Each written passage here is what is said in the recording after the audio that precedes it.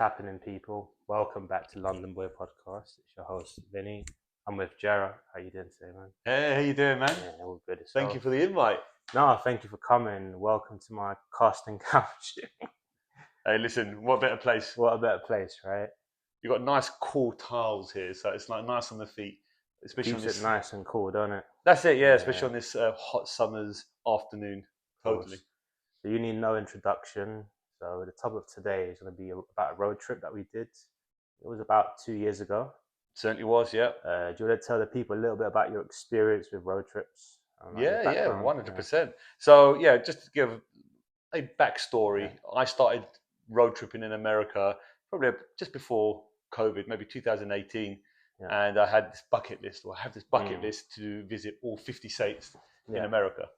I started off with my good friend, Matt, shouting out to you. Shout out to Matt, yeah. And so I started off and I had about 17 before we started going out on the road trip.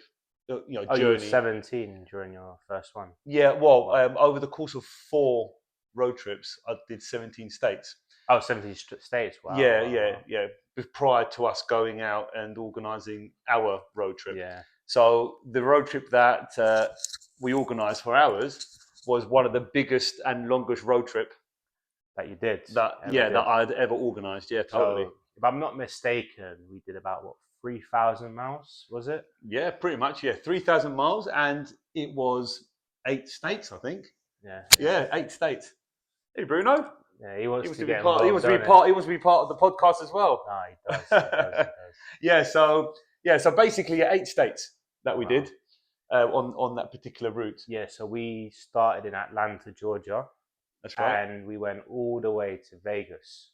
So do you want to tell the people about all the locations we visited, including states and obviously cities and towns and all that? Yeah, no, totally. Yeah. So obviously, we started off in Atlanta, Georgia, and then we headed south towards Florida. We just hit Florida, didn't we? I think we went to Pensacola, which is the most northern point of Florida. That's it. It was an impromptu stop, that one there, because we were actually heading towards a place called Biloxi, which we can touch on shortly. But we wanted to hit Florida as well, pass through Florida, and then we headed over into Biloxi, didn't we? Yeah, and honestly, I just went there for a wee at a gas station. Yeah. And then it was a little preempt of what was to happen a year later with David, which I already released. But so we went to... before we went to Biloxi, we stopped in Mobile, Alabama.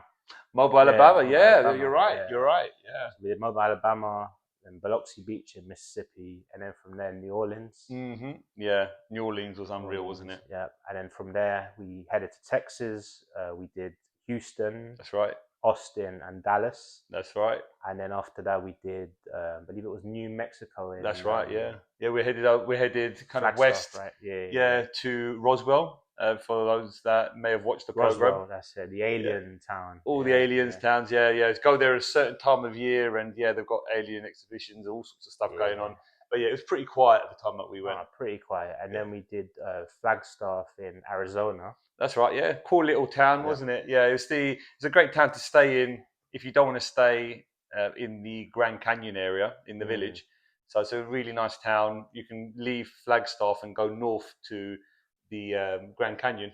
Yeah. So that's an option. So we stayed there, didn't we? Yeah, and then from there we did obviously Grand Canyon, and then from Grand Canyon we did Las Vegas, Nevada. Las Vegas, baby. Whatever happens in Vegas stays in Vegas. Right? Well, some of it won't stay in Vegas in this episode. Yeah, totally.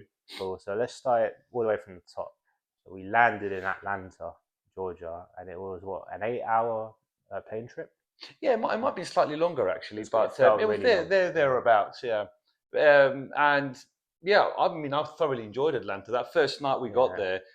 We were really hungry. Do you remember? And we stopped off at a Burger King. Yeah, I was literally about to mention that. Yeah. It was the only place we could find that was open. It was in an area that it wasn't downtown. It was a little bit out of town. Just a little bit. Do you remember that guy that we met? Yeah. So this is before we collected the car. That's I think right. we collected the car on the second day. That's right. So we went to this drive-through. Well, for us it was a walk-through, and there was 4 of us. There was you, I, Andy and Matt. That's right. So we said to the lady at the drive-through, yeah, can we have 4 Texas Whopper meals, whatever they were serving at the time? And then there was this guy. He was like, "Make that 5," like a homeless guy. And I think he did a rap for us He did a as rap. a You form know, of payment. Yeah, do you know what? It was the most impromptu kind of tour or yeah. guide of Atlanta. Like he was talking about old school Atlanta back in the day, and Mm, I gave him some kudos. I was like, do you know what? Credit to you. yeah. You've come along. Yeah, we gave him some. I even gave him some money actually. I gave him $10. Oh yeah. Just to help him out. So I got 3 mil and $10 as And well. $10. Yeah, Wow. yeah. But do you know what? You land in a country, a different country, Mm, and you feel to yourself, man, like you need to get on your feet and start thinking about what you're going to be doing. This guy yeah. gave us a head start. He was like, Yeah. right, this is what you want to be doing, A, B, C, and yeah, we were pretty set, weren't we, Yeah. for the following 2 days? That was great welcoming committee, wasn't it? Certainly was, yeah. Considering the area Yeah. that we were staying in. So what happened on that first night? Not much really. No, I think that first night was one of those nights where you're like, you know what, let's Yeah. just recoup, rebuild our energy, ready for the following day. Mm. The following day, we actually walked past the Mercedes Stadium. Yeah, we if you did. remember. I remember. Yeah, it was shut at that point, but we were heading towards the aquarium, if you remember. Yeah. So we spent practically half the day in the aquarium, which was unreal. I think it's the biggest aquarium in Atlanta. I'm not quite sure if it's biggest in the States, but it's huge, wasn't it? I just remember seeing like dolphins doing stunts, seeing whales as well. Mm-hmm. Yeah. Got a few videos I might include in it. You got to put those videos in. Got to put them in. Yeah. The jellyfish, the area for the jellyfish, and That they was had really cool, man. unbelievable amount of kind of marine life that was there, which was great. Yeah. Which unfortunately, because we spent so much time there, we didn't get a chance to do the stadium tour. No, we didn't. Which we were thinking about doing a shot, stadium tour. There was one tour running, right, kind of mid-afternoon, but we just wouldn't have made it. We went to the Olympic Park, where the Olympic Park was, if you remember. Took some photos. Yeah, I remember that. As the iconic picture of the 4. Was it 4 rings? That's it. The Olympic rings. Yeah, that's it. And then that evening, if you remember, we were walking through some proper dodgy place. I'll give him the lowdown of that. So we did obviously the aquarium, Olympic Park. I bought this hat out there as well in Atlanta, ATL. And then we went to a few bars, didn't we? We just day drinking. Yeah. And I don't know if we did axe throwing or pool or something. Yeah, which is a bit of a mixed kind of bag, wasn't it, of things that we did. Yeah, so I remember Andy wanted to get some peach cobbler. That's it, yeah. Which is basically Georgia's version of an apple pie, but with peach, right? Mm-hmm. And there's no better place to get some good grub than the ghetto. Like, most chicken shops in London, the higher the crime rate, the better the chicken. Totally. Same principle to this. So we ended up in some place. It didn't seem too bad. The actual peach cobbler place was nice. It was good, yeah. No quibbles with that. Yeah, and I remember we come out of there. Our plan was to walk it back to the hotel. So I was on my phone because an accident happened back home. Mm-hmm. So I was a little bit stressed. And then there was this homeless guy following us around. Oh, mate, honestly, I think that was the first time ever in America, all the states I went to, where I was like, man, this is getting proper dodgy. Like, we were walking, and Vinny was on his phone, kind of sorting out a few things. And I was like, Vinny, man, you got to put that phone away. We were walking down this aisle, and then there was like a park with an entrance at one end, and at the other end was an exit. And I just saw loads of people that, you could smell weed. It was like, this place just looks dodgy. So my man here with his brand new phone. That was actually a shit out of a phone. But it was kind of like, it was just like bright. Bright, yeah. Do you know what I mean? And it was like, you got to put that phone away. You got to put that phone away. So let me paint a picture. So this homeless guy, he followed us to strip. Yeah. And then he ignored us. And then I remember him saying, like, you fucking Germans. And then I just remember Matt, he was like, Germans? So we were on this strip, and no word of a lie, there was about 30 gangbangers and crackers on each side of the road. There was fucking prostitutes. There was a sex shop. It was pitch black, and they were all staring at us like we were prey in the jungle. They knew we weren't locals. They knew we weren't locals, so I think he was like, yeah, I think it's a good idea to get an Uber. Oh yeah, it was. I don't think I got an Uber. It was what was the other? I can't Was it remember. What, Lyft? Lyft. It was a Something, or Lyft out Bolt, there. or Yeah, one or the other. it was Lyft, and I was like, Mm. right, I'm calling it. We are not walking. So I remember when the Uber driver pulled up, he had to check we were the right person before he unlocked the doors. Yeah, That was that much of a dodgy area. yeah, The totally. only dodgy area I've been to similar to that was Tampa, which Mhm. I spoke about in the last one. Sure. But yeah, so we went back that night, and the next day, I think you guys went to collect the vehicle. That's right. Yeah.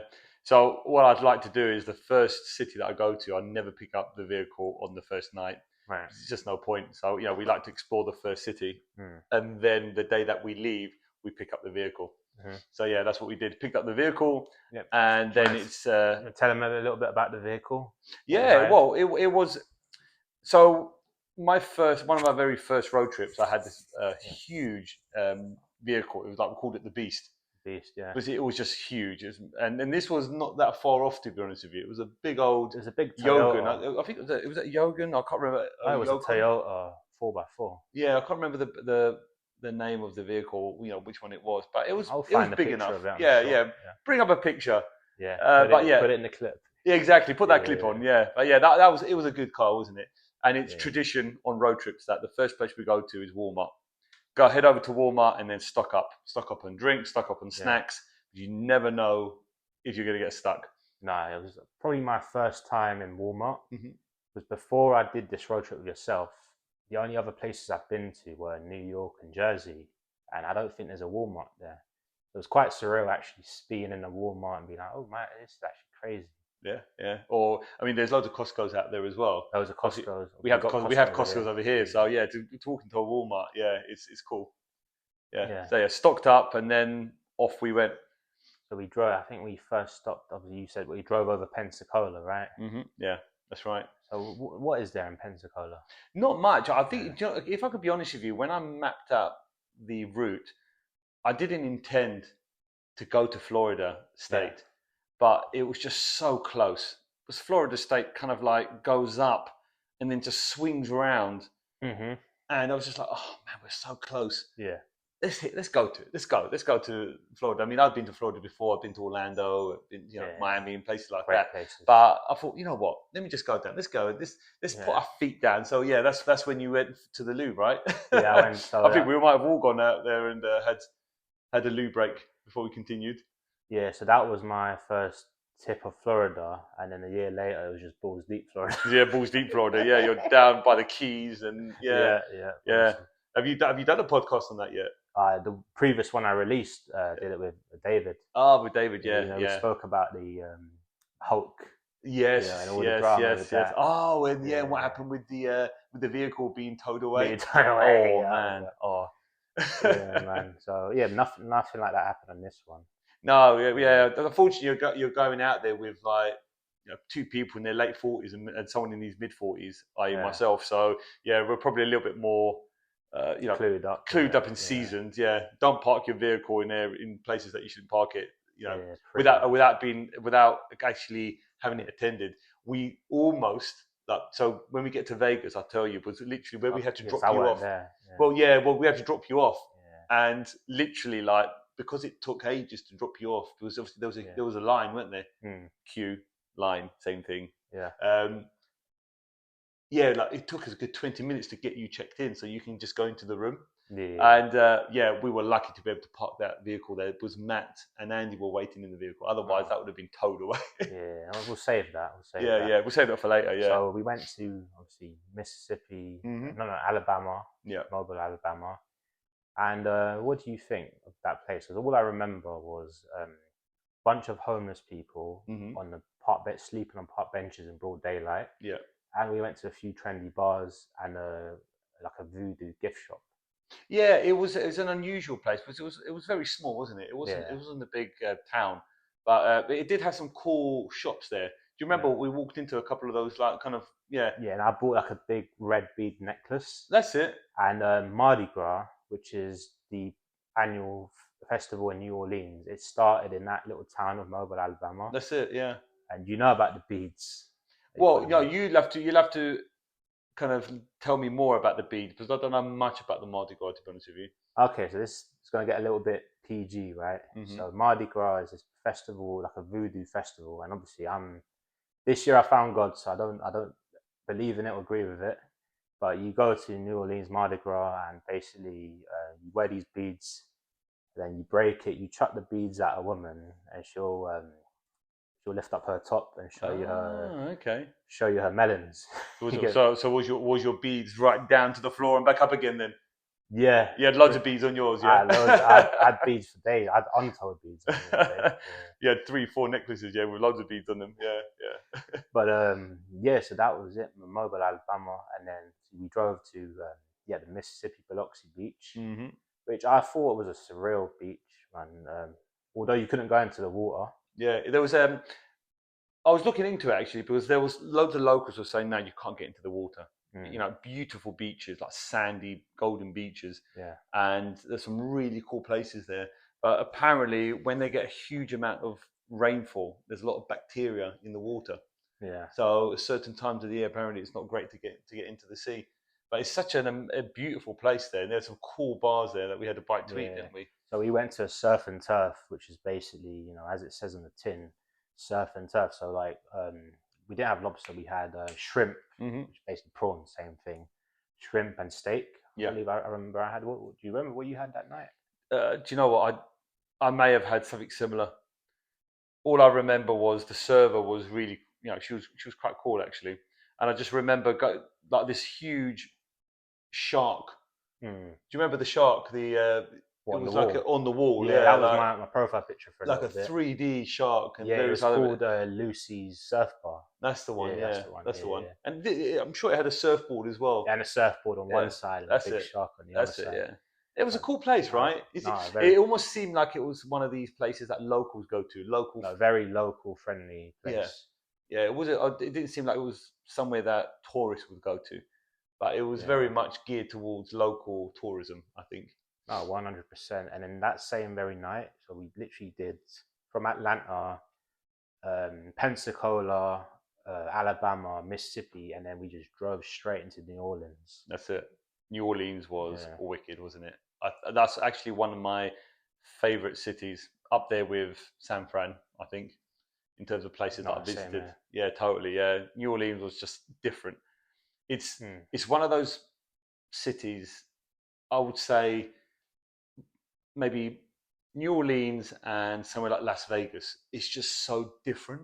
Very different and very unique. Unique, yeah. New Orleans is probably the most unique place I've ever been to. Yeah, we stayed in the French Quarter, didn't we? Yeah, French Quarter. So in the French, more touristy.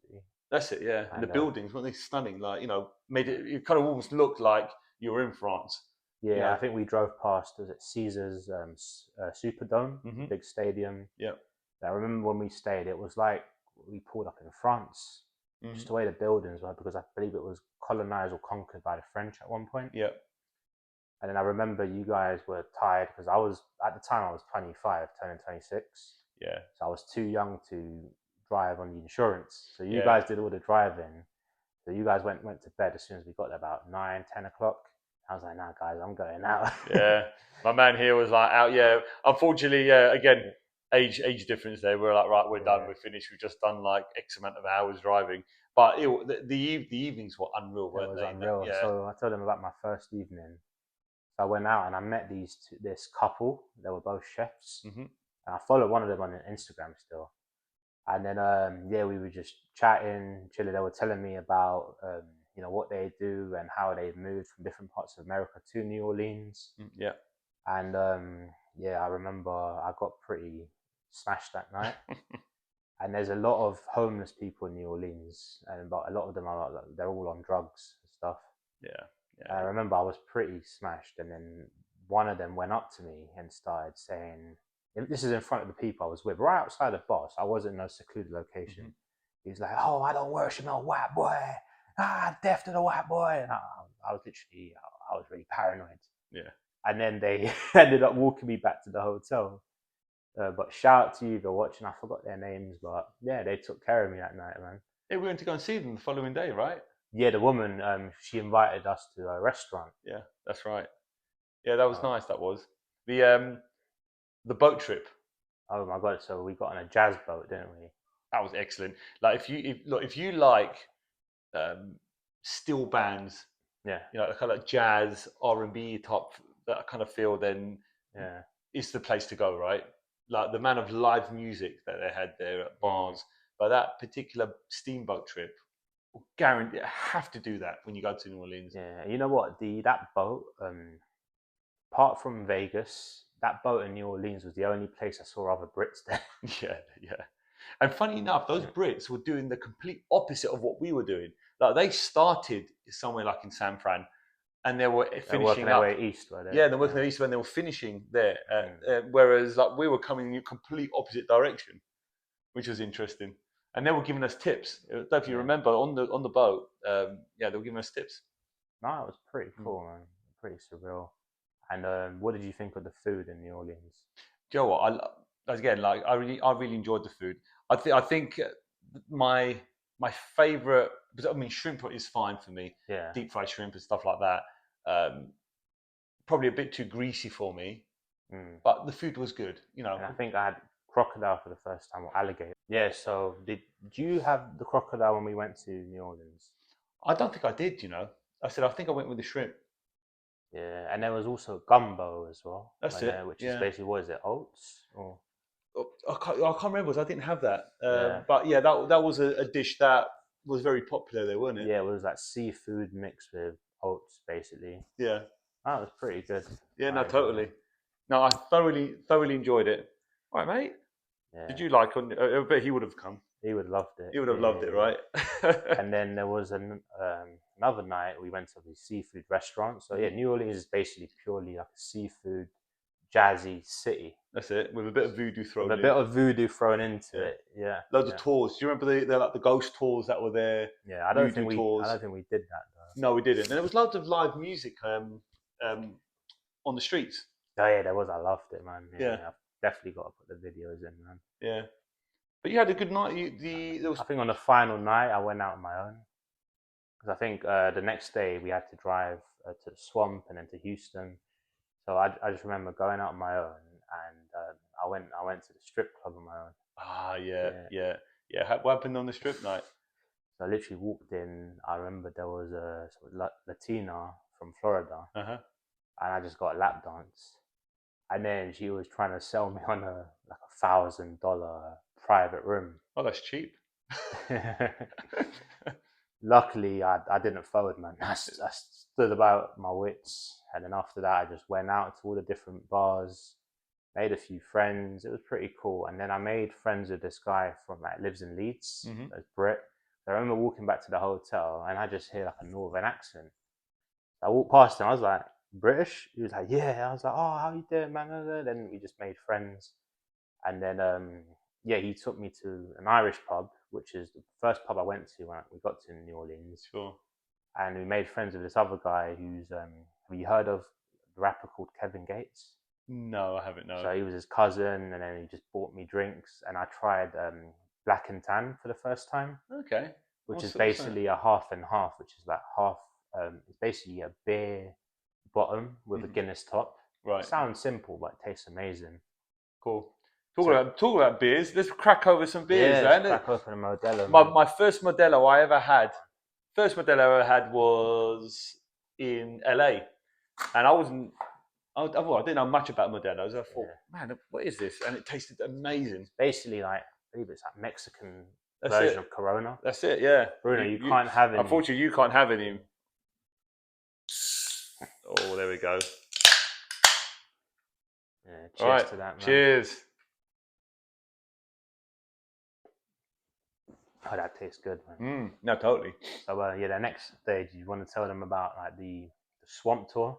Oh, yeah. So, we were heading west now, southwest actually, going towards Houston, I believe.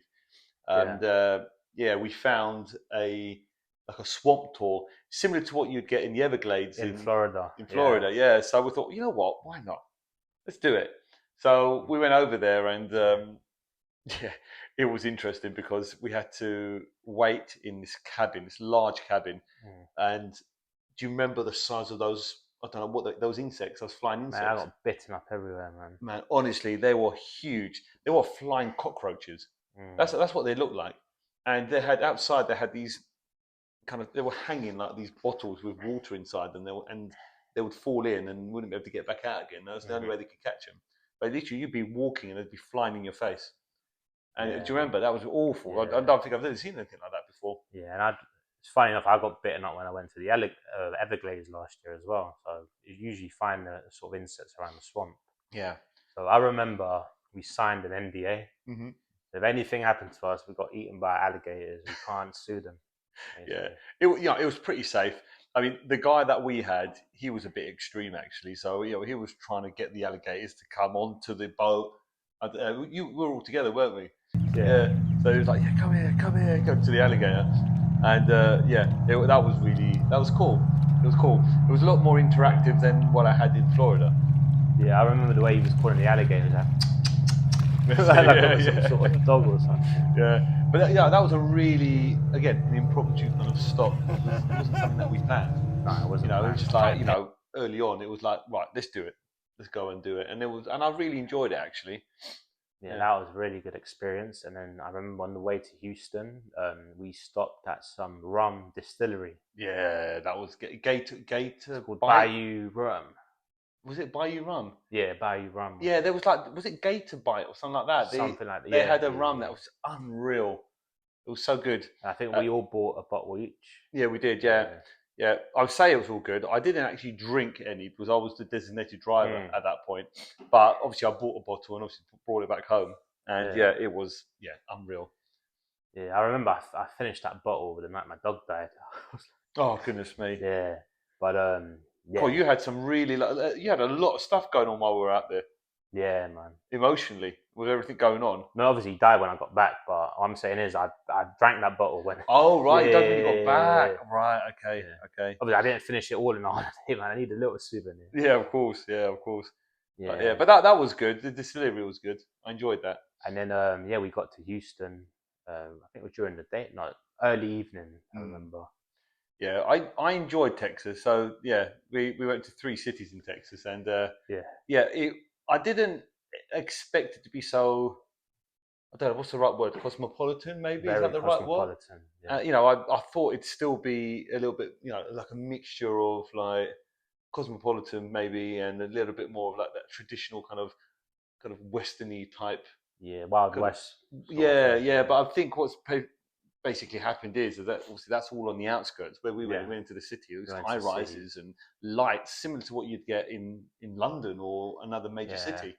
And I think David was telling me, because he went to Houston before me, because he went there for work one time. And there's like 3 different circles on the map. Yeah.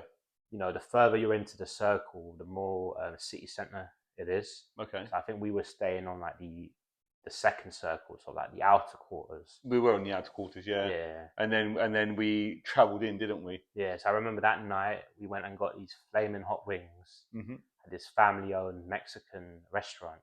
And there was a concert on that night as well, wasn't there? I think it was. Was it Beyonce or there was something on? Yeah. Or I don't think it was Beyonce. Wasn't it like a local? It was a local one. Yeah, someone local, and it was like, because I remember there was loads of kind of like people that were dressed up nicely, but I don't know if it was like Mexican or I wasn't sure what it was, but it was a very busy night. And I remember we went to some very like ghetto bar that night. Oh god, yeah. And it was like the guy that served us the drinks. It was a bit like, when you go to a petrol station and you get served for the night shift. He was we were in the bar, but he was sort of behind that sort of window, and he gave us this drink. I don't know what the hell he gave us. Man, honestly, a couple sips. I think you was nearly on the floor. Yeah, no, honestly, I couldn't finish mine. I don't even think I'd even touched mine. It was like, I don't know what it was. This was too strong. Yeah, couldn't handle it, and I was driving, so I was like, no way, I'm not drinking this. Yeah. So I was like, right, and we didn't stay there long, did we? No, we didn't that evening. But yeah, and then the following. Did we go shopping the following day? The following day, we went to shopping. We went to the mall. It's called the Galleria, like the one we've got over here in Hatfield. Yeah. But before that, we did shooting, didn't we? Was it in Houston? Wow. Yeah, you'll have to do that pop-up video thing that you do with that. That was excellent. So I shot a machine gun for the first time. Pretty cool. And obviously, one thing I learned there is that you need to book a lesson for a handgun, but for a machine gun, you don't need to book a lesson. So you just have to have a guide there with you just in case. That's it. Yeah, you're bringing back memories there now. Yeah, I totally remember that. Yeah. I remember he would stand behind you and just put his hand against your On shoulder. your back to keep you straight. Yeah, just in case you flew back. But once he saw that you were comfortable with the gun, yeah, he just let you go and off you went. Yeah, letting off those rounds. And I remember him saying like, don't just hold it down, kind of like pulse your finger. Bursts. Yeah. So did you enjoy shooting a machine gun then? No, totally. Yeah, I really did enjoy it. I learned something from that. You know, especially with the machine gun. You know, not to just hold it down. Yeah. It was very much like just pulsing. You know, let off 3-4 shots, let go, let off 3. Otherwise, you'd literally like run, kind of finish your round in like seconds. Yeah, and it had different modes in it. I think you put I don't know if it's a safety clip or something where you can do it in short bursts, you can do it in long bursts, or you can do just single shots. That's it, yeah. I think he started off with the single shot, didn't he? On my one, so a single shot, and then he wound it up to like full automatic right at the end. And I remember I brought back the target. You know, whack that in my suitcase. You know what? You did really well on your first go. Yeah, I think I did. Yeah, you fought really well. Like, I looked at yours. We took a picture. Yeah, we did all together. Yeah. It was all that Call of Duty, man, back in the day. Yeah, I don't think I've ever played Call of Duty. I think the closest I ever got to Call of Duty was any kind of shooting type game was probably Metal Gear Solid, I think. Yeah, but that was more kind of, it wasn't necessarily all out. GTA as well. Yeah, maybe a bit of GTA. Yeah, but yeah, no, yeah, you did well, and so did Matt. I think he did quite well. He had a go as well, didn't he? Yeah. So that same evening or that same day, we went to the Galleria, which was a massive mall in Houston. We drove in there, and I went to look for some cowboy boots. I remember I bought these 2 items there. So there's a Texas baseball team hat, a Houston team, and these boots. And I've got a pretty cool story about how I got the boots. Oh, go for it. So I went into this store. I think I went on my own, and they were basically specialized in jeans, and they had a few boots here and there, but they weren't great. And I remember the store supervisor, a girl called Lisa, which we're still in contact till this day. I was just chatting to her, and she was bringing out all the boots for me, and I weren't really feeling it. And then I said to her, I was like, "Do you know anywhere that specializes in cowboy boots?" She said, "Oh yeah, there's this store called Freebirds. You just got to go downstairs, blah blah blah." And basically, when I left the store, I forgot 2 things. I forgot the name of the shop that she mentioned, and I forgot to get a number. So I went go back? So I went back, and I said to her, I was like, "Lisa, sorry, I forgot the name of the shop. Can you write it down for me?" She was like, "Yeah. What do you call it? Freebird." And I was like, "Oh, by the way, can I get your number as well?" And then she gave me her number and a Snapchat as well. Okay. So I felt really special. And then I just said to her, "Yeah, you free later on after shift?" She said, "Oh, I clock out at 10. I was like, "All right, cool." And then yes, I went into Freebird. I got those boots, and the women that sold me the boots, I was like, "Yes, this is my first pair of cowboy boots." When I bought them, I think I paid about $300. They were very excited. They gave me a round of applause and everything. I felt like the man. Yeah, no, totally. Yeah, I think owning a pair of boots. You know what? When you get a chance to go to somewhere like Tennessee, go to Nashville. Bring them to Nashville. 100%. You wear those in Nashville on a Saturday night or a Friday night. You'd have a great time.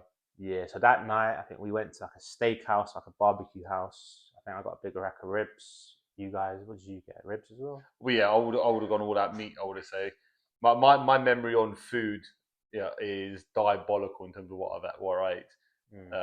But it would have been like either ribs or a burger. I would have thought one or the other. Yeah. And then after that, we went to some place where it was somewhere in town. I think it was called Union Square or Union. That's it, Union Square. Yeah. Yeah. And it was just a bar place, and then I was meant to meet Lisa, and she never showed up.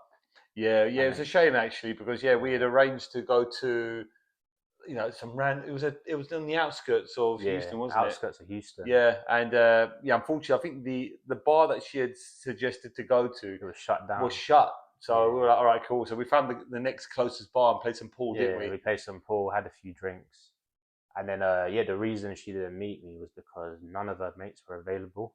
Okay. So she felt a little bit scared meeting 4 men on her own. A little bit intimidated. A little bit intimidating. That's fair enough. But yeah, we still keep in contact. I think she watches the podcast. She listens to my music.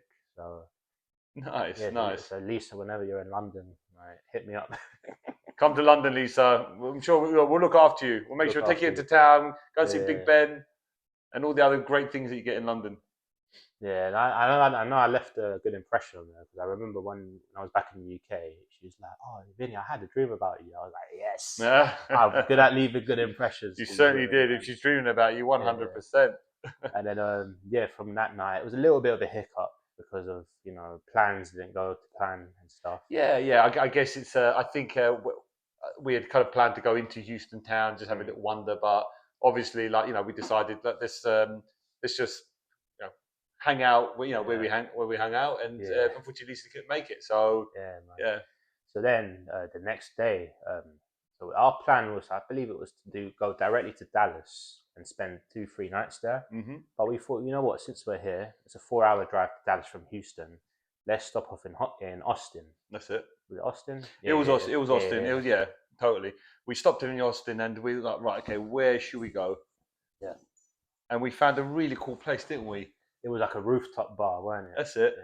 Yeah, just on the outskirts. It was nothing crazy. And we went there and grabbed a bite to eat. Yeah, so we went to this Tex-Mex restaurant, and it was probably the best food I've had in my life. What was it? Gammon, ribs, beef as well, mac and cheese. There was so much on rotation there. There was, yeah. It was unreal, wasn't it? I had a feast that day. I think we all had a feast that day. That was a proper feast. No, totally. So yeah, that night was another 3 hours to Dallas, and honestly, this story I'm about to tell these people about Dallas, well, the first night in Dallas, I've repeated it about 50 times to all my mates, and I've repeated it exactly the same way. So we stopped at this hotel, and I believe it was owned by the Hilton. It was one of their many chains. Mm-hmm. And it was great. So there was a very fancy hotel. But some of the places we stayed, they haven't been complete dives, but they weren't sort of as nice, were they? Yeah, no, because what we try to do is to save money. We don't tend to go to the best hotels. Especially if you're doing 12 hotels on the trip.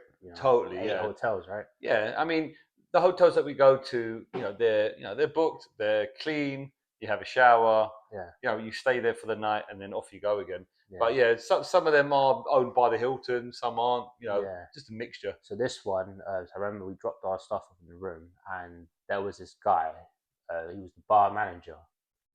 And have you ever seen The Sweet Life of Zack and Cody? No, I haven't, no. Show on Disney. So for people that know about that show, and I'll put a clip of it, he looks like Mr. Mosby, which is like a guy in the hotel lobby, very short build African-American guy with glasses.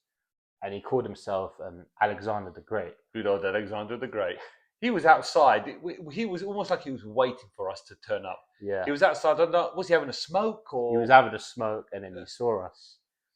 And then, so he kept the bar open for us. There was 3 other people there. And I think he poured us like 7-8 drinks each. We drank well, didn't we, that night? And he charged us 10% of what we were meant to pay. Totally. So, and then he was like singing. He was just good vibes, man. I thought he was quite entertaining. Totally. And then he was talking about, I want to go to a karaoke bar. And I was like, shit, I've been looking for a karaoke bar. My man here was, from the day we left, only do karaoke in America. Yeah. And we just didn't get a chance to go to any karaoke club. So literally, karaoke club came to him. Came to me, man. Yeah. And obviously, I'm not homophobic at all. I know people that are gay and all of that. So he was saying to me, he's like, hey, you ain't got no problem with gay people, have you? I was like, nah, man. But the way I kept it with him was, I respect you for who you are, but I just know I don't swing that way. So I remember this, when we were still at the hotel lobby bar, he was saying, oh, so what do you guys do for a living? And I think you said at the time he was a kitchen designer. I said I was an estate agent. Andy said he was a tattoo artist. And then Matt said he's a postie.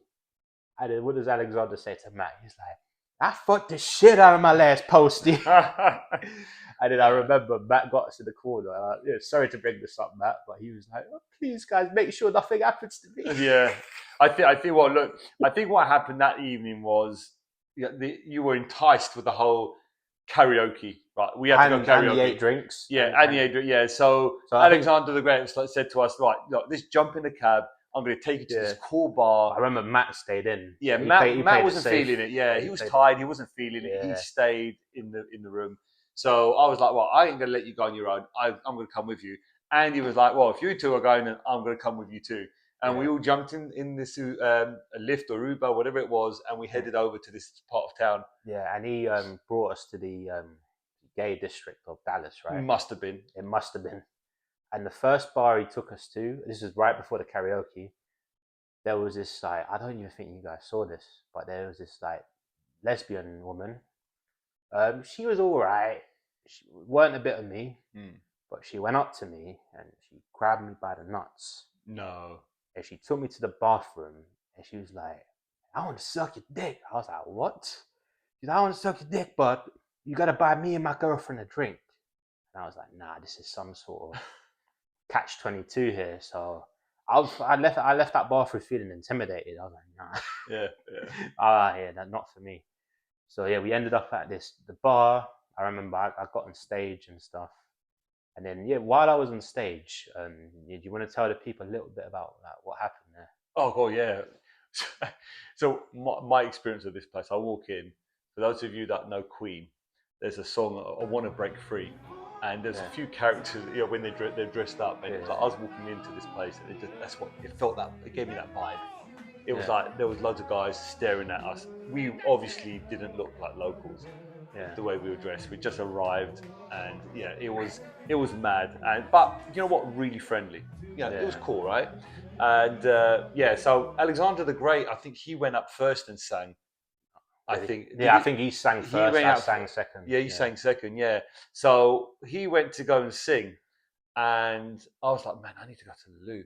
Yeah, right. But I just felt really anxious and awkward. I was like, I just don't feel like I want to go to the toilet. But you know what? I'm dying to go for a wee.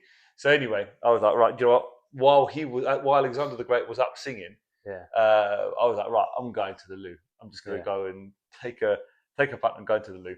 So I went there, and no word of a lie, somehow I'm going there, and then Alexander the Great walks up behind me, right?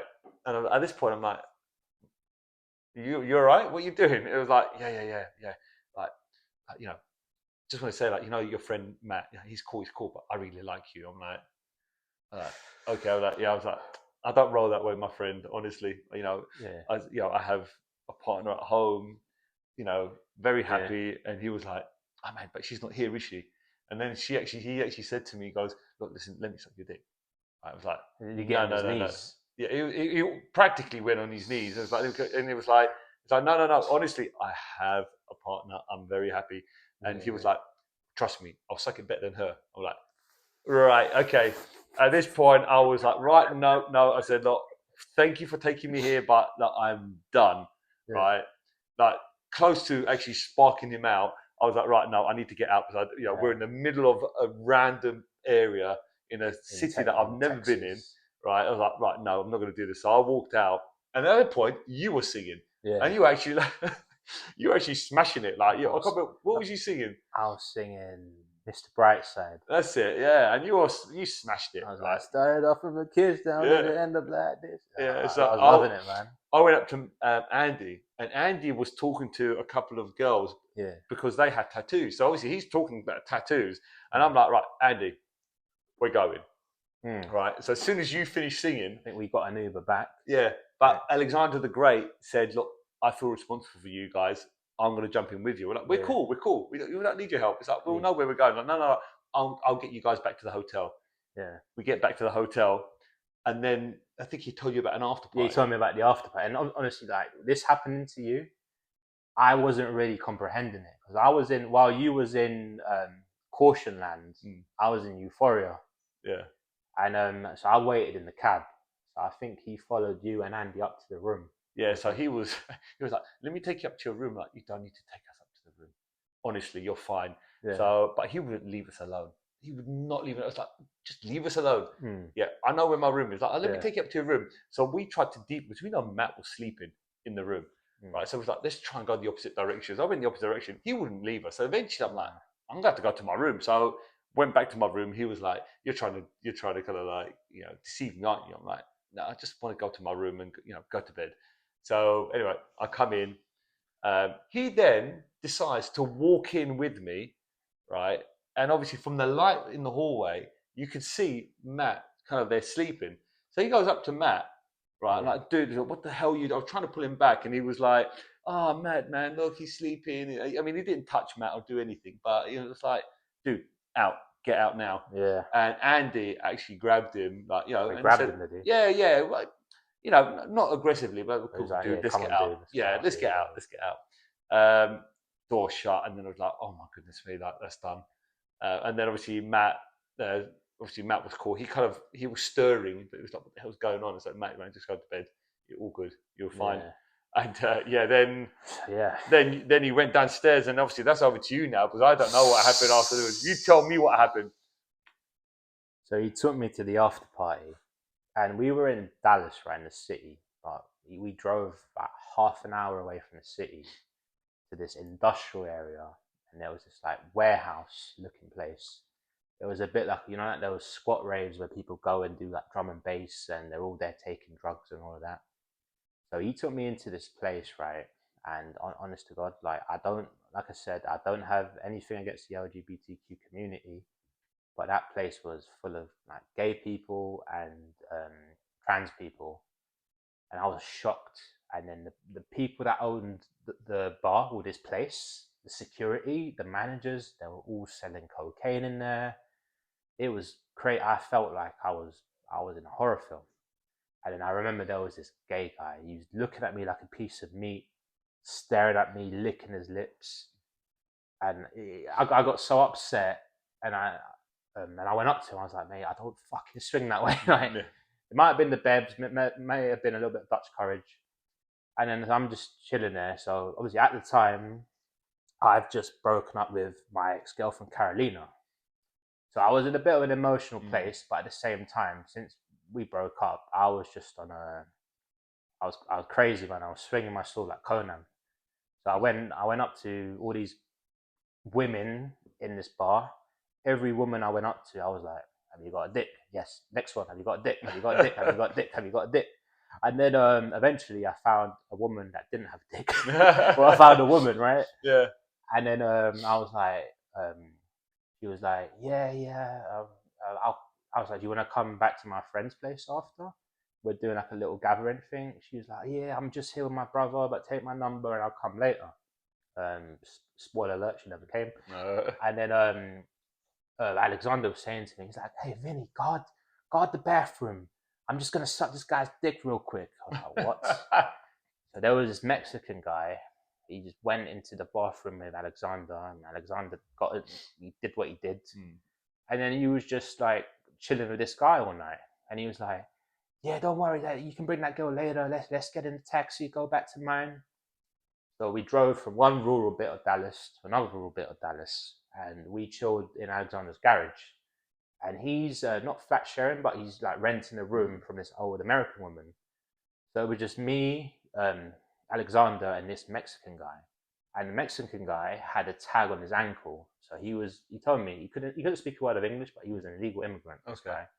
And what they do in America with illegal immigrants, because they don't know where to send them back to, they just put them on tag. Okay. And they have to go to this center.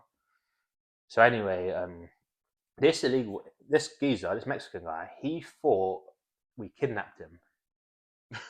So in the taxi, I sat at the back with him. I just see him messaging his friends and everything. And then I said to Alexander, I was like, listen, mate, I've got a feeling this guy is going to tell his friends where we are, and his friends are going to come and do something stupid. And he was like, Vinny, man, ain't nobody coming here. They ain't going to do shit. I was like, all right, mate. So we're just chilling in this garage, and this guy gets his phone out this Mexican guy and takes a picture of me. So I said, brother, I said to him, bro, what are you doing? Like, I grabbed his phone off him. I was like, delete it now. So I delete the picture. And then because we were in the garage, there was like, you know those carpentry knives? Mm-hmm. He grabbed one of them. So what did I do? I grabbed him, I swung him on the chair, I took the knife with him. And the very little Spanish I knew, I just said to him, I was like, hombre, I was like, amigo, amigo, we're fine. You're not in danger. Yeah. And then he calmed down a little bit. So what happened? He sat in his chair, and then Alexander got on top of him, and they started rubbing each other's genitals. And I was like, all right, cool. My night is done. Time to book my Uber. Time to get the hell out of here. And this is like 6:30 in the morning. Yeah.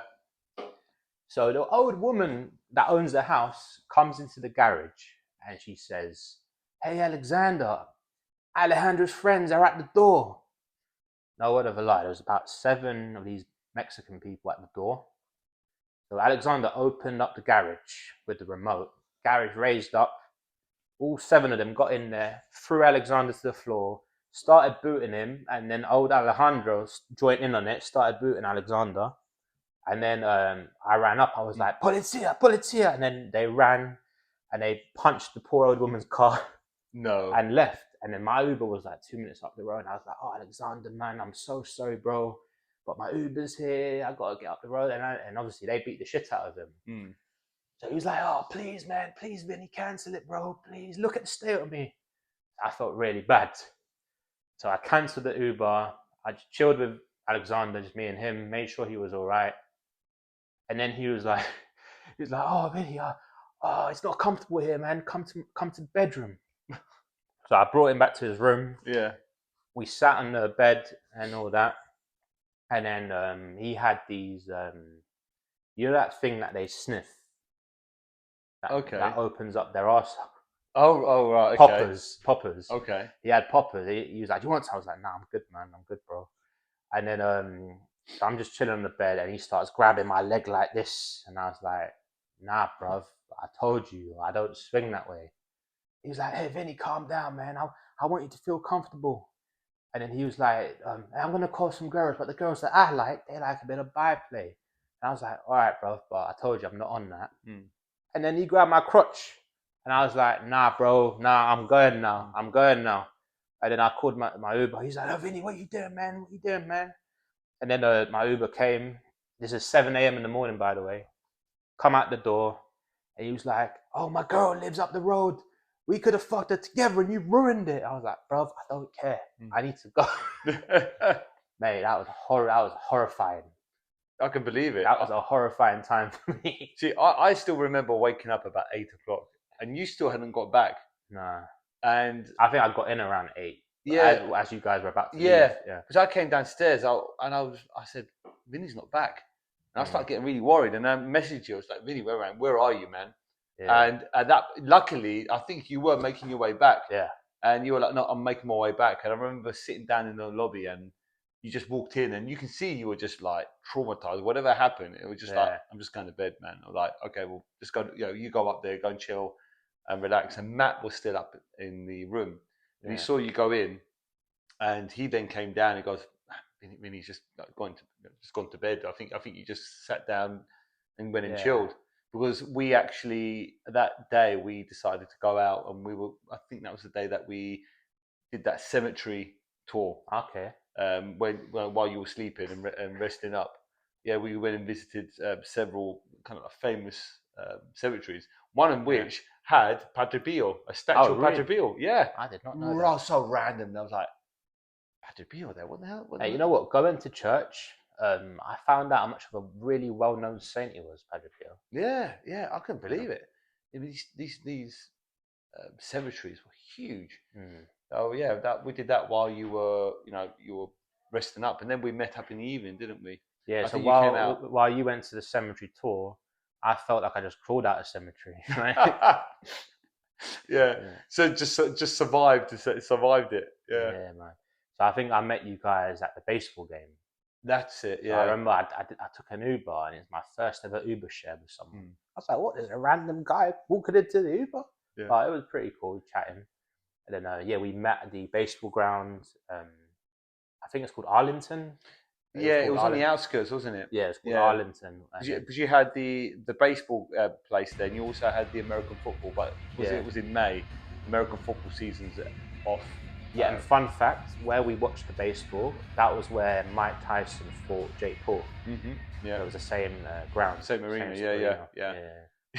I still remember, like, Vinny just ordered this ridiculously large combo meal. I mean, yeah, it was just ridiculous. So it was a massive hot dog, massive bit of nachos, and I think it was a burger as well. A burger, yeah. And I think I gave the burger to Andy. Yeah. I shared the nachos and I ate the hot dog. Mad, man! I couldn't believe how much food there was on that kind of like carton. It was like it was a plastic, or I don't know, like cardboard carton. Yeah. Full of food, and the nachos, they were just huge.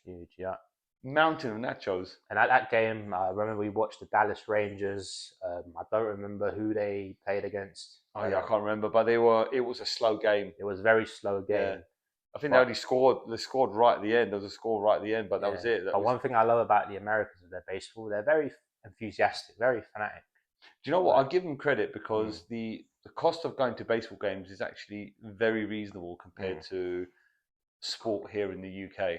Yeah. You know, and that's why you get people going there for their like a Sunday little motive, right? Yeah, even during the week, like midweek games, as an example, like during the day, you know, there's games going on all the time.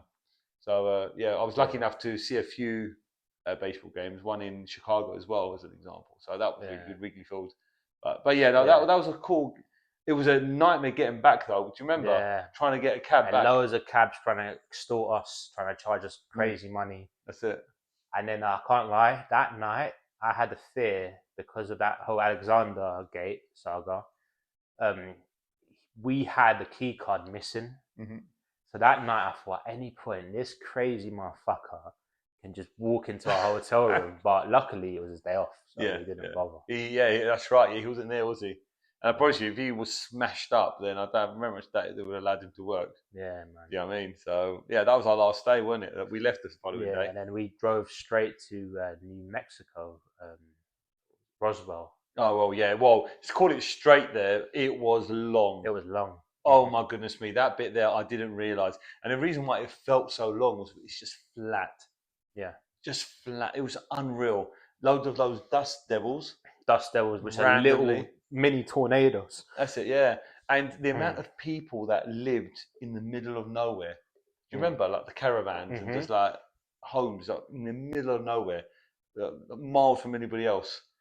And we stopped off actually. I think it was it like a I can't remember what it was. Was it McDonald's or I can't remember what we did, but it was in the middle of nowhere and we just stopped off for half an hour, 40 minutes. I think we stopped at McDonald's on the way to Arizona. Was it Arizona? Yeah. I just remember stopping up, and it was like Native American-y type place.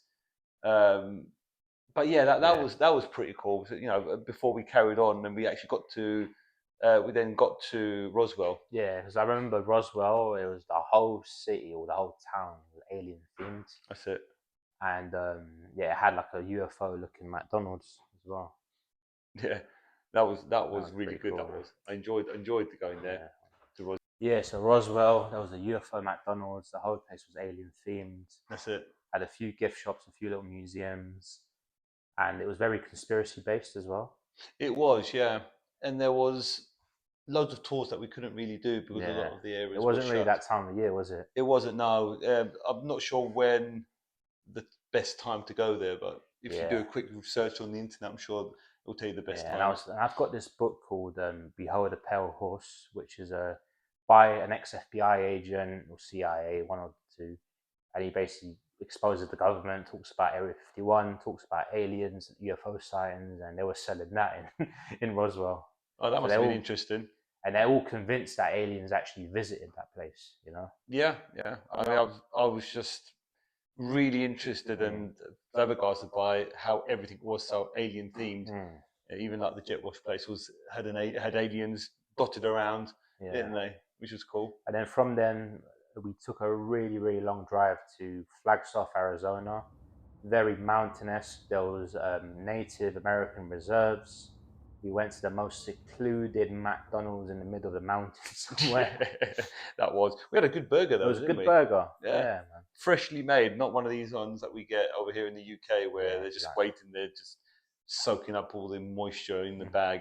It was beautifully made. That was good. So Flagstaff, I remember it was probably we went in May, so we went this time 2 years ago, and it was the only cold place we actually visited. I actually wore a jacket. Mm. I didn't wear a jacket in the other places we visited. Yeah, that's right. Yeah, it's a base that a lot of people like to stay at. Instead of staying in the village up at the Grand Canyon, Flagstaff is a really cool place to stay. It's a little town, loads of restaurants, loads of places to sleep. And do you remember we all got a notification when there was a shooting downtown? Mm-hmm. Yeah, I remember that. Yeah, I remember that. Yeah, that was interesting, wasn't it? No, it was. It really was. Yeah, but that was just a stop off, wasn't it? Because we did half a day there, and then the following day we headed up to the Grand Canyon. And for me, that was a very interesting day. Why is that? Hold on, let me just the Grand Canyon. It was great.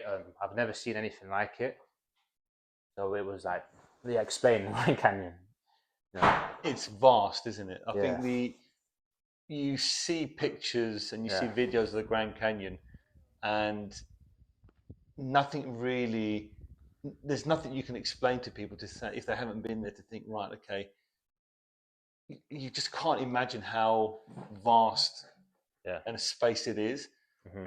And you've got the south side, you've got the north side. The south side is where the village is. Mm-hmm. And I mean, that's the second time I've been to the Grand Canyon, and it still blows me away. Yeah, because I remember when we were at the Grand Canyon, for some reason, I don't know if it was all too surreal. I had like a mini panic attack there. Well, the thing was that I remember we were climbing down onto another platform, taking photos. Me, Matt, and Andy. Yeah, and it was almost like a little peninsula, and it was just a sheer drop on the other side. And we were like, right, let's get as close as we comfortably feel like getting to, and then we were taking photos. But at that point, I think you must have been going for a moment where you're like, nah, I'm coming down there. And then it was only later that you actually said to me, actually, I wasn't quite feeling it at the time. Yeah, maybe you can explain what happened. I'm glad that I went there, but it's just everything, the heights and too much going on. For some reason, I just felt really anxious, man. And then that same day, we drove straight to Vegas. I remember we were playing the Hangover theme song, Kanye West. Nah, nah, nah, nah, wait till I get my money. That's it. So, as we were approaching Vegas, the sun hadn't quite got down, but it was on its way down, wasn't it? Yeah. And we were meeting up with the girls, weren't we? Yeah. So there was a group of girls that had left about 4 days prior to us arriving to Las Vegas, and they'd gotten there, settled in, and we were arranging to meet up with them as our final kind of like destination for everybody. So that night, man, it was crazy. So I think you guys dropped me off at the hotel room, or at the hotel. Yeah. So we invited you to Valley of Fire. I think it's called the Valley of Fire. We need to catch us as the sun goes down, because the stone just goes literally bright red.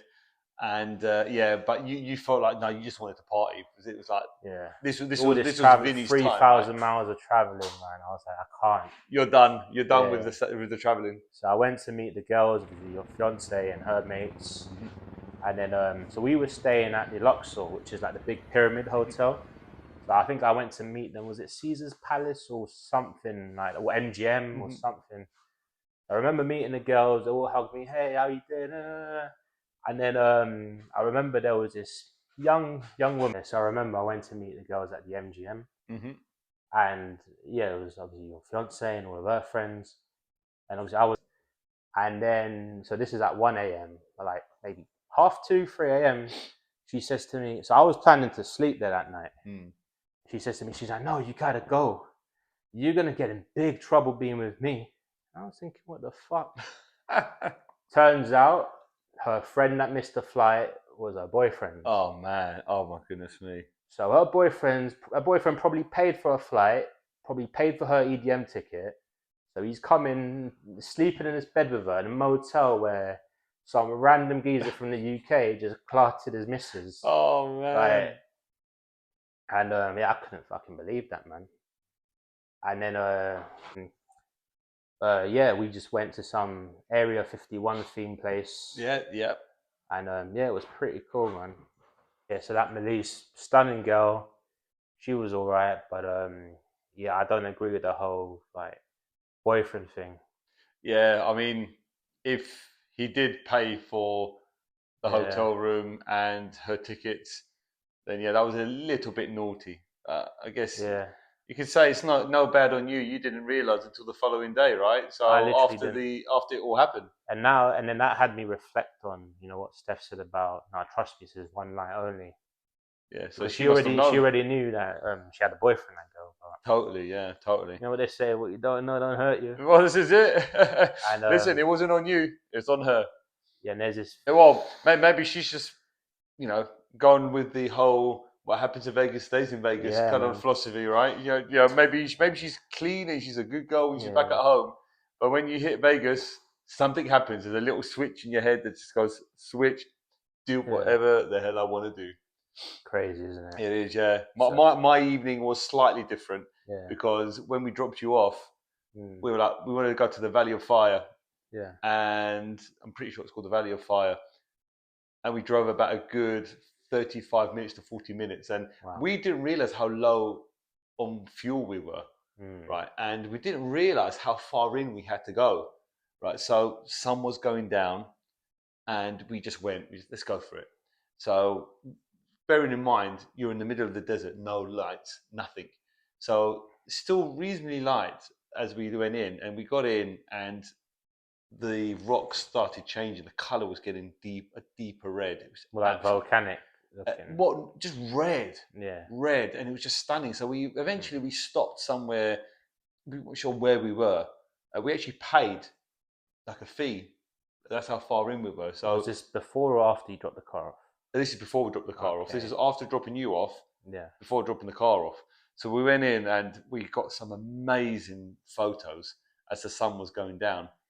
It was at that point we were like, goodness me, we've driven so far in. We got another hour to drive back, and we've got literally no fuel. And at this point, it was pitch black. Right, we couldn't see anything. So Matt was driving back, and I had my phone with me. And I was like a rally driver, right? And he's kind of like his assistant. So Matt was driving. He could only see as far as the headlights would show him.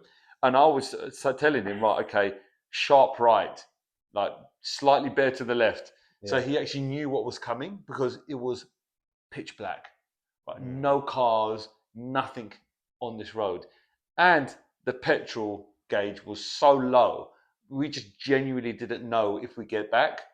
Right, so we were coasting on bits that we could coast on. We would actually coast, thinking, we're not going to make it back. We're not going to make it back. And eventually we started seeing lights, small lights in the far distance. And it was like, all right, we're almost there.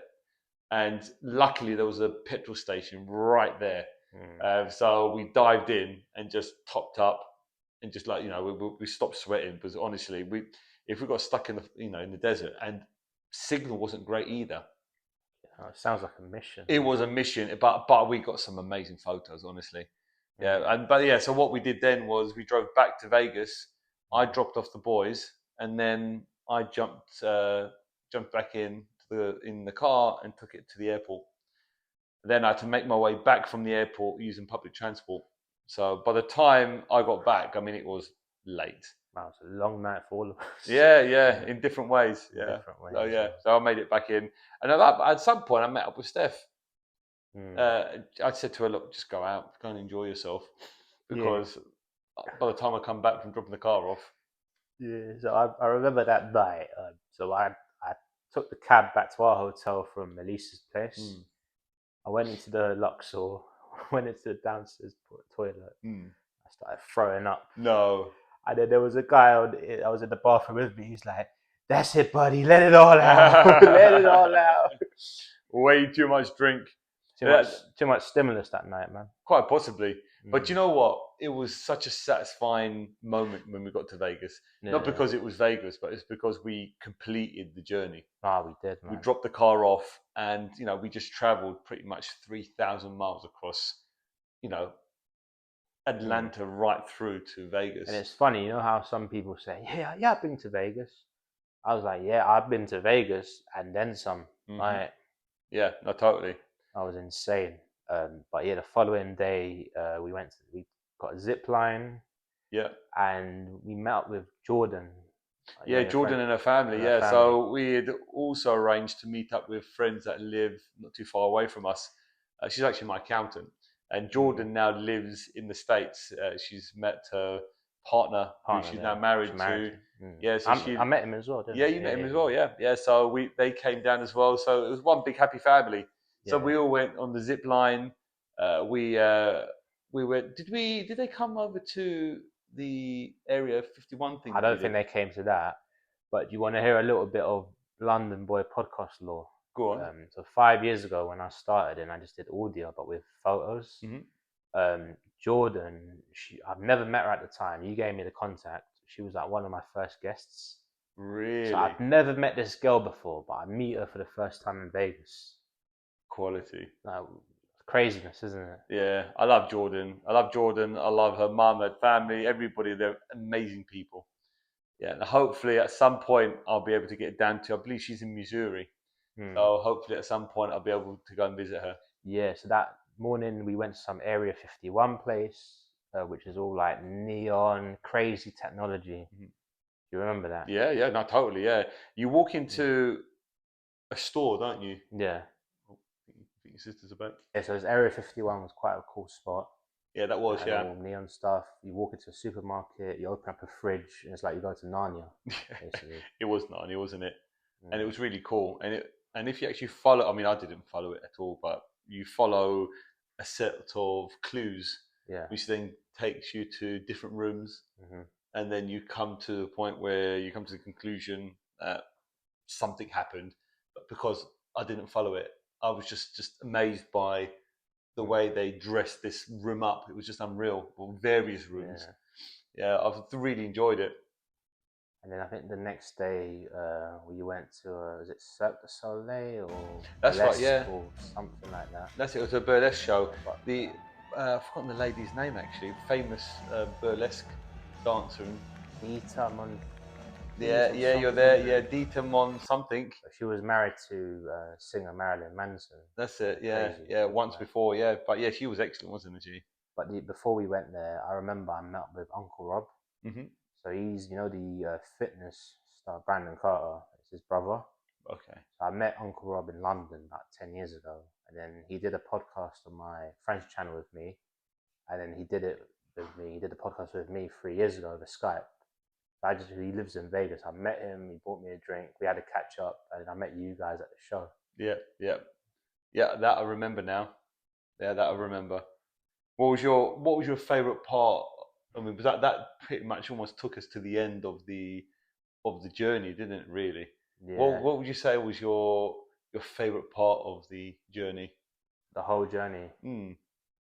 I have 3 parts, right? My favourite part was I think New Orleans was amazing. Like I enjoyed the whole city, the whole experience from start to finish. I know as controversial as it sounds, Dallas, because that's not just like a touristy thing. I went to London and this and that. It was just a whole experience, Yeah. That was pretty. Yeah, so Dallas, it was for me. It was my favorite for its own reason because this is probably a story I'll be telling my kids and grandkids. Yeah, I mean, not many people can tell that kind of story because not many people can tell that kind of story. And then Vegas for my own reason. Yeah, Melise, thank you very much. Yeah, I met a 10 out of 10 and magic happened. And yeah, there's another crazy story to tell. I remember I was telling this story to my friend Andreas at a Wingstop in Bishop Stortford when I came back. And there was this fella there with his girlfriend and he got really upset. I think I was speaking loud. And he was like, oh. And then the minute I mentioned the shower bit, and then when she got in it, he was like, hold it right there, hold it right there. But I think the guy was just hated, man. I think his girlfriend probably done that to him, so it just brought back some PTSD. Like, Quite possibly. Yeah. but No, it was great, but right? yeah, my top three moments: New Orleans, Dallas, and Vegas. In terms of like my top three states that we visited, let's say like Louisiana, Texas, and yeah, Nevada. What about you? What were your top three moments? You know what I really enjoyed? I love going to the cities. Yeah. For me, it's those small activities that you do in between.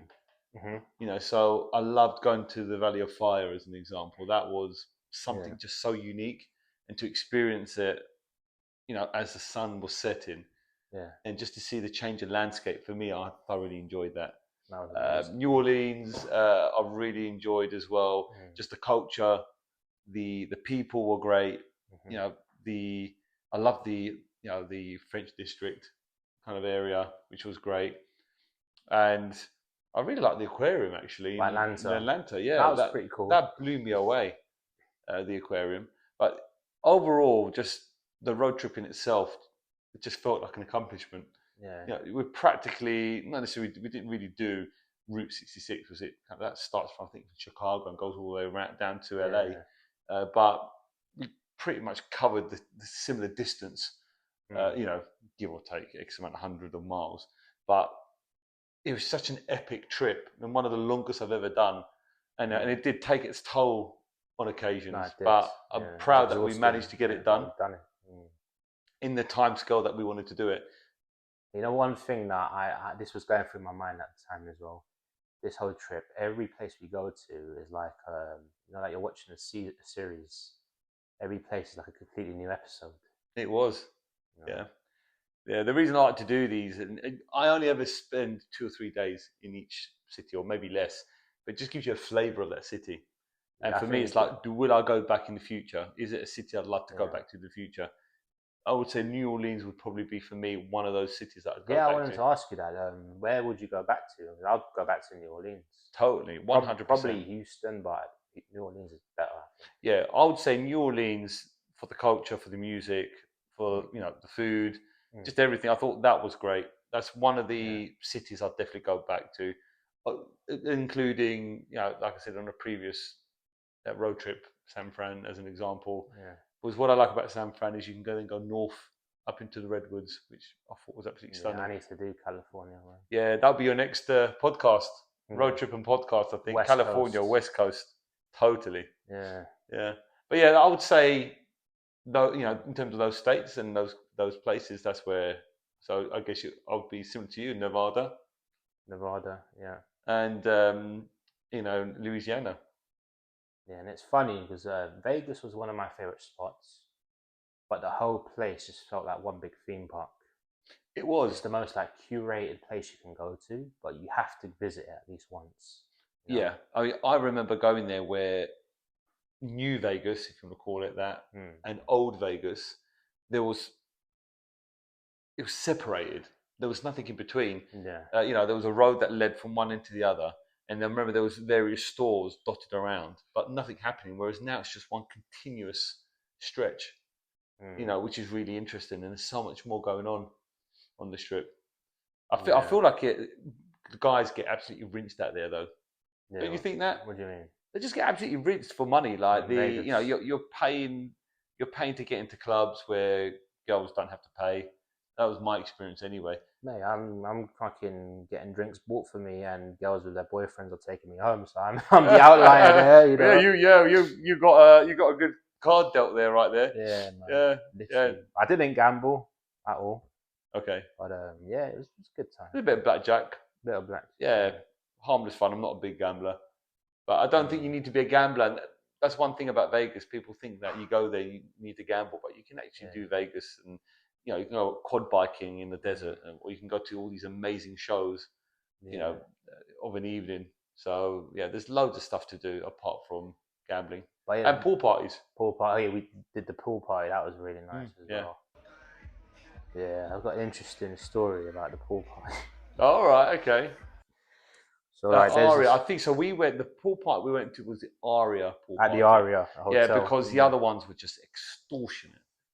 Yeah, It was we were looking at it with Steph, and it was just like, how much? It's just silly yeah, money.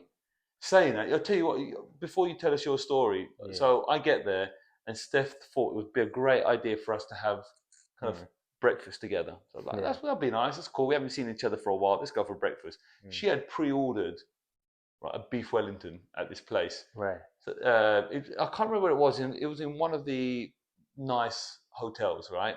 So I'm like, okay, cool. Didn't know about the price at all at Mm, this point. So we get there and prices seem reasonable, right? For yeah. breakfast there, $25, $30, whatever it was. So we sit down and like honestly, like I can't tell you, everybody was kind of around us, kind of asking us if we wanted water, drink, Mm, wine. I'm like, man, this is breakfast, man. What's going on? Why have we got so much service going around us? yeah. So it was like, right, you've pre-ordered the beef Wellington. They bring out this beautiful beef Wellington. I mean, Yeah. it tasted unreal. Mm. Right. Then I see the bill. How much? Right, it was. I think I must have spent about $300, or possibly $350. I looked at Steph. I was like, Steph, did you not look at the price? And she was like, Mamma mia. no, I'm really sorry. I didn't realize how expensive it was. I was like, right, okay. Do you know what? I'm just gonna pay it. It's fine. It's all good. Don't worry Yeah. about it. But yeah, that was a shock to the system. It's like, yeah, welcome to Vegas. Yeah. $350 Fuck's sake. just on breakfast. Was it nice beef It was Wellington at good. least? It was Yeah. good. Yeah, just unexpected. And then you come meet me at the pool party, don't you? That's In the right. There, Aria. then yeah. While we were doing that, we were arranging this pool party. Mm, Yeah, trying to get the girls down there, trying to get the boys down there, and yeah, it was cool. I think yeah. I don't think the boys came to the pool yeah, party. Matt and Andy decided to go on a stroll up and down the strip. Mm, Just because they'd been there maybe 15 years ago, so right. everything had changed for them. Mm, So they wanted to have a walk up and down. They didn't really fancy the pool party. yeah. We went to the pool party, didn't we? Yeah, and I think you didn't stay too long though. No, I went to go and meet up with the boys afterwards. But yeah, I think you stayed with the girls, didn't you, Mhm. right to the end? Yeah, and I remember there was a lot of Brits at that pool party. There was a group of lads, similar age to me, maybe a little bit older. They were just chilling there, sitting there, and there were all like these beautiful women everywhere in the pool. Mm. And I'm thinking, obviously, newly single man. I was like, yeah, let me let me give it a crack. So I went up to these three women from, I think they were from Missouri as well, Uh-huh. and this girl was basically this woman. She tried to hook me up with her younger sister that lives in London. Okay. Called she follows me on Instagram, so I'm not gonna use any names, but let's say her sister's called Sarah, right? And yeah, I was chatting to Sarah for a little bit, but then I was too busy and I didn't meet her. And then I think she's got a boyfriend now. Oh, right. Fair enough. But Fair it enough. was crazy, man. Yeah, I don't think I was that much crazy in that holiday. No, no. Yeah, I think it was a holiday where we got to explore. We Yeah, get to explore not only the country but ourselves, right? yeah, Because there's four guys stuck in a tin tin vehicle, can. basically kind of like traveling across a country, which Mm. which I'll be honest with you, would I do it again? Probably not, because I mean that bit between Dallas, I would say Dallas through to um, Vegas, New That was Mexico, long. that was just long. Long as hell. Yeah, and there was just complete emptiness. It felt like. Desert. Yeah, so would I do that trip again? Probably not. But yeah, it was life changing in the sense that it makes you appreciate the places that we've been to. And I feel like for me, that trip was like a crash course that seasoned me for Miami. Hmm.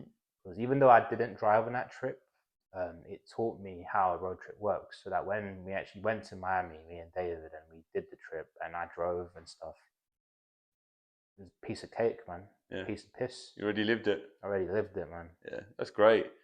Mm. Yeah, at least you took something away from it, something practical away from it. No, 100%. Yeah, because it's not hard at all to go out there, to hire a vehicle and just go. As long as you understand the rules, long as you know, as long as you're looking at the road markings and stuff. totally. As long as you're not kind of like parking in places you shouldn't be parking in. Yeah, You're good. you're good. Yeah. So yeah, I thoroughly enjoyed it, and thank you for coming along with us because No, it was thank you great. for having me, man. So I usually ask all of my guests on the podcast, what's like a big dream that you want to do? It could be anything. It could be a place you want to travel to, an objective like you want to lose weight, gain weight, or I don't know. Like what is like one big goal of yours that you want to do in the near future? So I get involved with stage managing in the sports industry, Mm-hmm. and one of my goals, I've been doing it for 12 years now, Yeah. and I've built a team of flag wavers, Yeah. and we specifically work with certain, football clubs.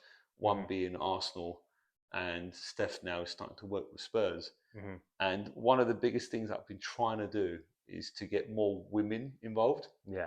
It's really difficult because the flags are really big, like huge. They're 4 meters by 4 meters, and the poles are almost like 5.2 meters long. And it's been my ambition to try and get more females, involved in that. And it's been challenging. Yeah. It's been really challenging, but trying to get women to come along consistently has been really difficult because you're sitting in the cold, you're sitting in bad weather sometimes good weather. Yeah. So I'd like your permission, if I could, to say people that are watching this, if you know anybody that you might feel may want to come down to a game and want to give it a go, then reach out. That would be my ambition, to grow that team. Yeah, I think one was for Arsenal to win the Premier League, but that already happened. That's already happened. That's been ticked off. Yeah, I'll tell you what. Let's also go with Arsenal winning the Champions League on Saturday. This is 3 days. We're filming this 3 days before the Champions League final. For context, so when this gets posted or released, I'm not quite sure. It might be after the game. Finishes, but we'll see what happens. We'll see what happens, man. Yeah. Right, Jared, thank you, man. Always a pleasure, man. Appreciate you take coming care. on. And maybe see you on the next road trip. See you on the next road trip, guys. Don't forget to subscribe and share with everybody.